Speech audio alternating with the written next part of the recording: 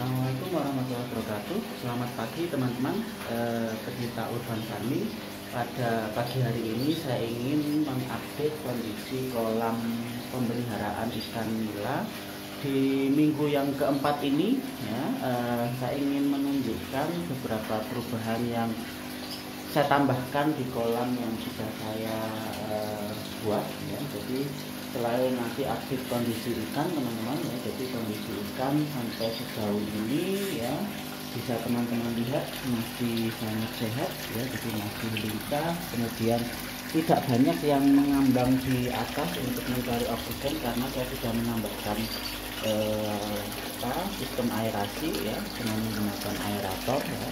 Tapi sebelumnya teman-teman bisa dilihat ini adalah kondisi tempat pemeliharaan yang saya gunakan. Jadi secara luasan ini kurang lebih hanya 1,5 sampai dengan 2 meter untuk lebarnya, dan panjangnya hanya pas 2 meter ya. Jadi ini hanya muat dengan dua drum ya, dan ada beberapa space ya, kira-kira mungkin 80 cm untuk filter ya, untuk komputer. Teman-teman, ini adalah ruang multifungsi ya, yang saya lebih menyebutnya sebagai tempat mengembangkan hobi begitu ya. Jadi yang di atas ini adalah hobi dulu, yang di bawah ini adalah hobi untuk memelihara ikan gitu ya. Nah, ini kalau pagi saya pakai untuk tempat jemuran burung ya. Kalau siang atau sore ya ini bisa digunakan untuk tempat baju atau cucian. Nah, kita kembali ke kolam ya. Jadi ini adalah kondisi kolam saya ya setelah ditambahkan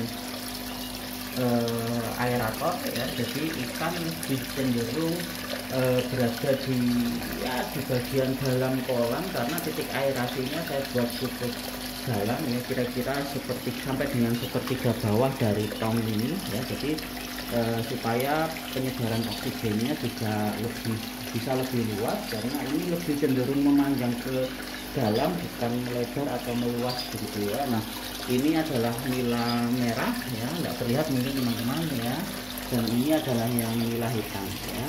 Saya tidak akan memberikan pakan pada kesempatan kali ini karena ikan ini sudah diberikan makan ya kurang lebih 2 jam yang lalu lah ya. Jadi ini adalah kira-kira jam 9 ya, mungkin tadi saya sudah memberikan makan ya antara jam 7 atau setengah 8 begitu.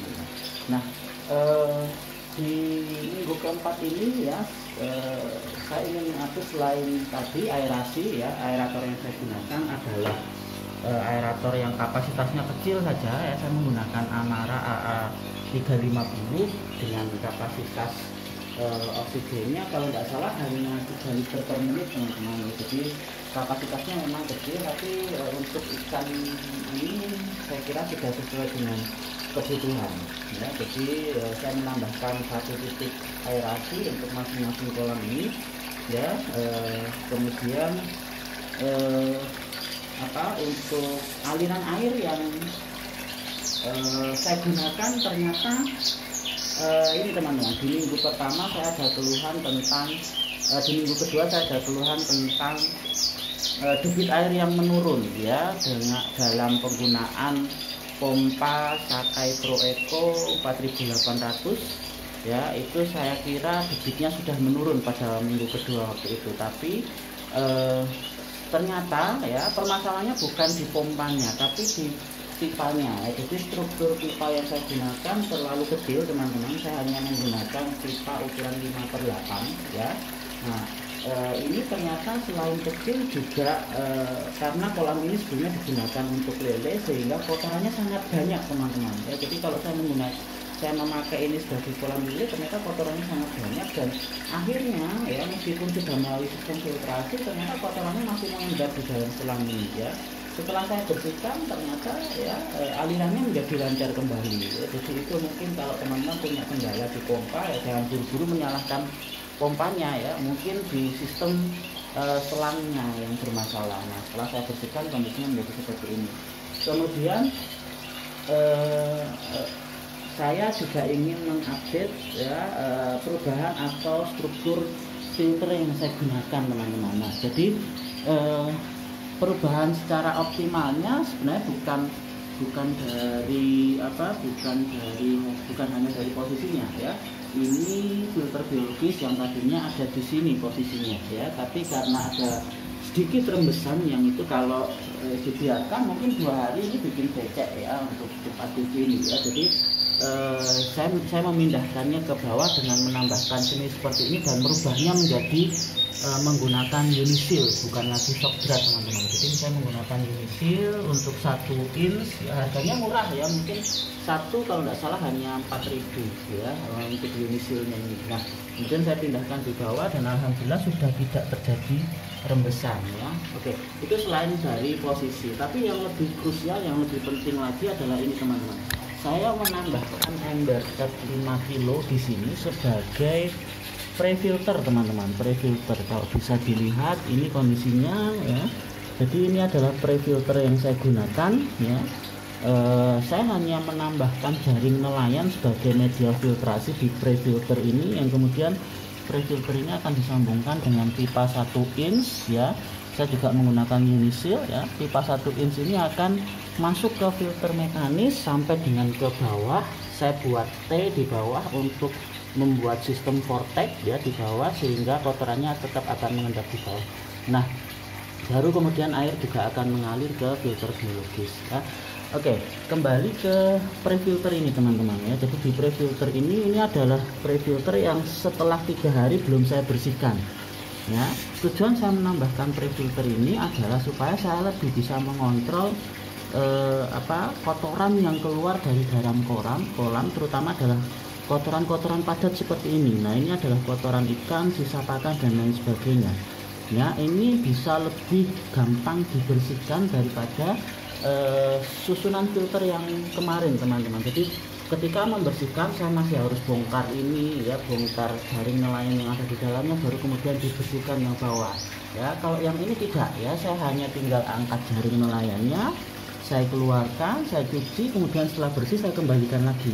Nah, baru sisa kotoran yang halus yang tidak tersaring oleh jaring nelayan ini teman-teman, baru dia akan mengendap di bawah. Proses pembersihannya tidak membutuhkan waktu yang pendek ya. Jadi mungkin nanti 2 atau 3 minggu kita akan update lagi kondisi filter yang di bawah ini, filter mekanis, seberapa banyak kotoran yang masih tertampung di bawahnya. Nah, ini adalah tujuan dari saya menambahkan pre-filter supaya kontrol untuk pembersihan kotoran kasarnya lebih gampang ya. Jadi seperti itu.